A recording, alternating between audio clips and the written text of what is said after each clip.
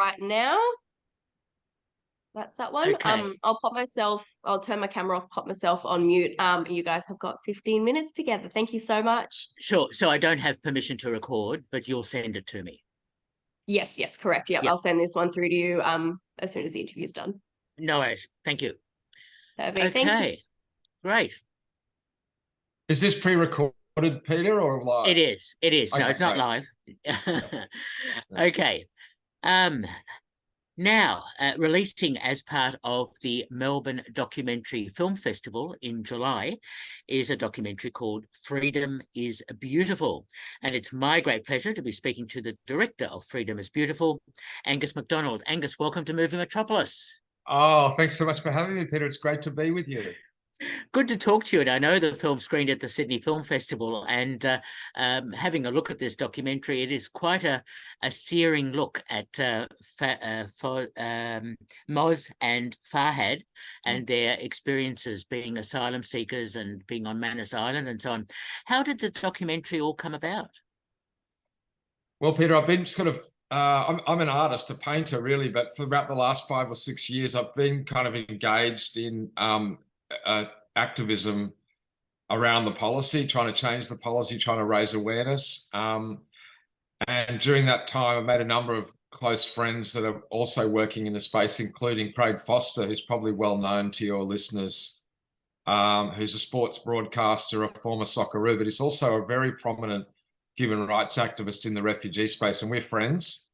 And he introduced me to Moz and Farhad over 2 years ago when Moz was still in detention and Farhad had recently been released from MITA in Melbourne. Moz was at the Park Hotel and asked me whether I'd be interested in making a bit of content based on some mobile footage the guys had produced. And I said, sure. And while we were kind of getting acquainted and doing that, Moz got released from detention, which was great. And we all met in Melbourne and shot some interviews and then decided we try and create a longer form film out of your stories, because I was so impressed by both men. I mean, they're very inspirational, articulate, charismatic figures, very, very talented musicians and artists. And I think it just sort of started then and we went from there. What an interesting process. So tell me about putting it together, because the archival footage, the political footage, and there's so much else, including some animations I noticed as well in the film. Tell me about putting all that together. Well, it was quite a process, but you know, I guess I've got a lot of contacts in that space now, including with a number of asylum seekers and refugees. And I guess I wanted to try and tell a human story. I mean, one of the things the government's been so successful in doing since they implemented this policy in 2013, it was the Rudd government at that time, was making sure that the people that were held offshore under this offshore processing regime were invisible to the Australian public.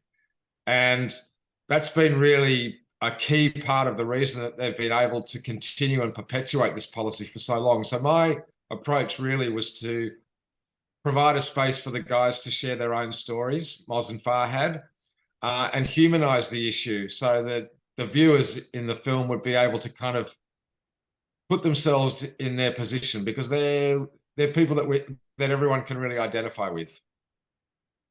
Absolutely, and they are so interesting and articulate, and their stories are quite incredible. The way they had been treated is just abominable. Yes, definitely. And, you know, there's thousands of people that have been treated in a similar fashion since 2013. I absolutely understand, and that's awful. And of course, their Kurdish background and the issues of Iran and Iraq and what was going on there. I mean, all of that comes out in the film as well. Yes, well, the Kurdish people have a very strong cultural history of resistance using music and art. You know, they've grown up as an ethnic group that have no country, and particularly for Kurdish people who are in Iran, they're heavily persecuted. They're not allowed to express their culture, speak their language, and so on. So most Kurdish people that live in the Iranian part of what's known as Kurdistan have grown up and had a childhood where all their songs and their paintings and their art and their poetry has been all about resistance. And I guess that's why that cohort of Kurdish people that arrived in Australia seeking asylum were very adept at using music and art as that form of peaceful struggle. And I think Farhad and Moz are two really incredible examples of that. They certainly are, and yeah, it's great to see the artwork and the music. It all fits so nicely. So, as you say, this is your debut feature, and you have an artistic background, etc. In terms of constructing the narrative, if you like to put it that way, of the documentary, how did you go about that? Yeah, well, that was obviously the biggest challenge for me. Is not having made a feature film before. I made a short film about Manus Island in 2019 that was only 13 minutes long. But I knew when I did that being so short kind of cheat and not really have a narrative. I mean, a 13-minute film can really be a poem if you want. And I feel like that my first attempt at filmmaking back in 2019 was really a poem. But the greatest challenge for me in making a feature was really to get a narrative structure in place, a beginning, a middle, and an end. And as a painter, that was definitely a massive challenge. I mean, I think we've done it.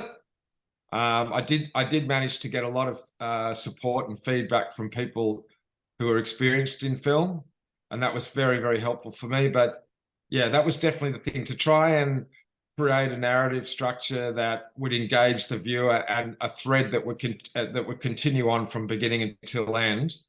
That was really the thing I was thinking about all the time. That was really what was driving the way I arranged the story, whether it would be chronological or not.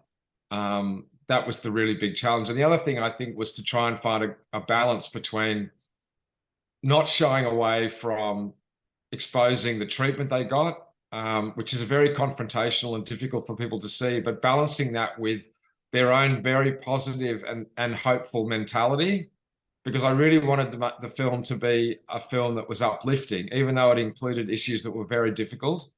I wanted it to be a film that was inspirational and positive. Well, that certainly is the case by the time we reach the conclusion, especially the Craig, of course, you mentioned, but also the people, the woman who helped one of them, communicated with them. And it's just nice to see that there was a community out there that was willing to support them. Yeah, that's right. I mean, a lot of people, a lot of the Australian public who aren't really familiar with this whole issue wouldn't know, but since it began, there's been thousands and thousands of people that you don't hear about that have reached out and supported those men, women, and children that were on Manus and Nauru via Facebook or other social media platforms, on WhatsApp. And those connections have been really crucial for the people that were caught up in all of this to keep their mental health as far as possible in check. And I really wanted to show that with Melita, the woman that you referred to. That friendship that she formed with the guys was a very, very important part of their survival. Absolutely. It's incredible to think the risks that they took filming on their phones, what was going on Manus Island, etc., and in their hotel rooms or whatever. I mean, they could have been arrested. Anything could have happened to them at any time. Well, that's right. I mean, the government for a long time did try and ban the use of mobile phones, and they informally banned them in terms of just telling the detainees on Manus they weren't allowed to have them. But that was eventually tested in court, and the government lost that case, because the thing is that mobile phones are a very crucial part of the welfare of people held offshore. I mean, the government didn't like them having phones because they could take films and images and share them. But for the detainees themselves, they needed them to keep in touch with their families, their lawyers who were dealing with their case, and also increasingly as time went on, medical professionals, because the amount of trauma and PTSD that was experienced by the people held offshore was massive. Those conditions were brutal.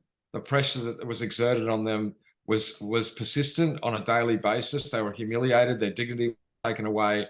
And that mental health aspect was one of the really, the key reasons why so many people experienced, issues there, and they weren't treated for them either. Exactly. Yeah, it's astounding. I mean, the whole situation with children and the way they were treated, and the Medivac situation, which became a big cause. All of that's revealed in your film as well. That's right, Peter. Yeah, the Medivac legislation was really the first chance.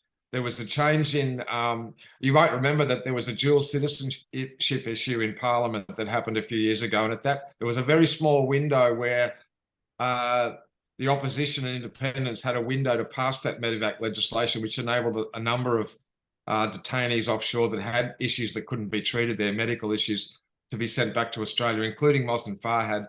And that was really a time when a lot of them came back. But as soon as they got here, they were whacked into detention straight away in equally difficult situations. They didn't get the medical treatment that they needed, and were basically just held in prisons in urban environments in Melbourne and in Brisbane and in Sydney. Yeah. Incredible story.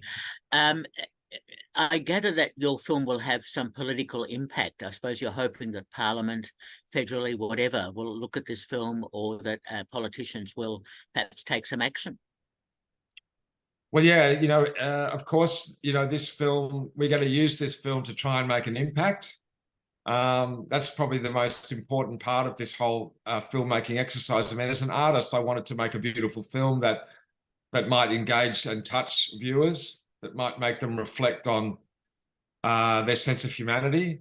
But in a broader sense, the idea of this film is to use it as a way to change minds and reach people, and hopefully have that translated into pressure being exerted on their political representatives to change the policy. Because even though we've got a Labor government in power now, and they are, I guess, a little bit more open and flexible than the previous LNP government, which was very hardline, I wouldn't say at all that they're doing a great job. They've done some things. So we really want to use the film, that's right, to reach the political leaders and exert pressure on them. I mean, we do what we can, Exactly, but film can act as an agent of change. So hopefully. Yes, that's right. Exactly. Yeah.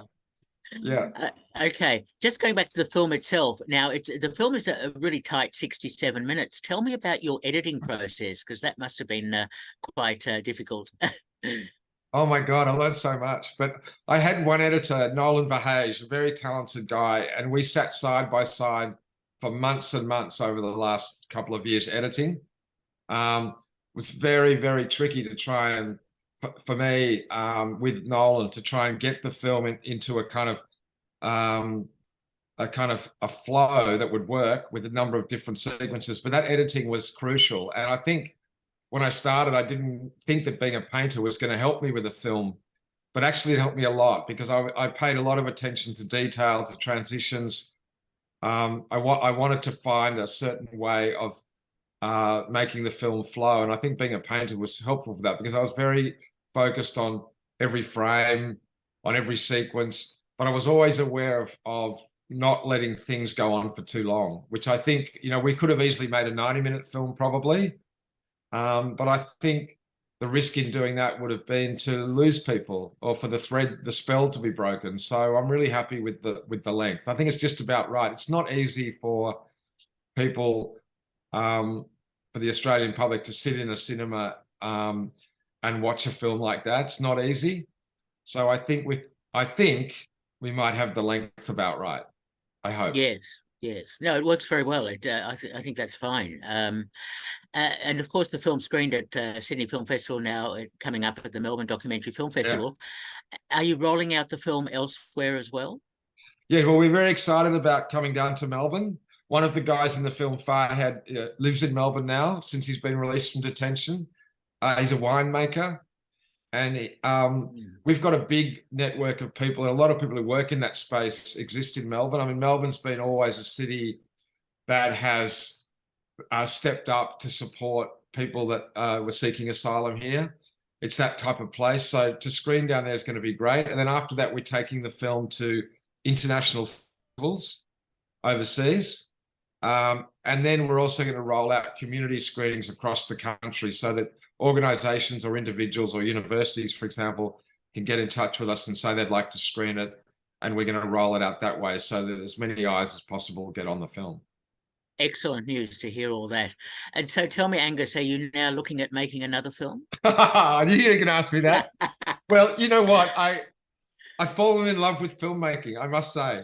And, you know, I'm sure that down the road, I would be very excited to take on another project. But I think for the next year or so, we're on a mission to use Freedom is Beautiful to make an impact and to contribute to change. And I think that's going to keep me pretty busy.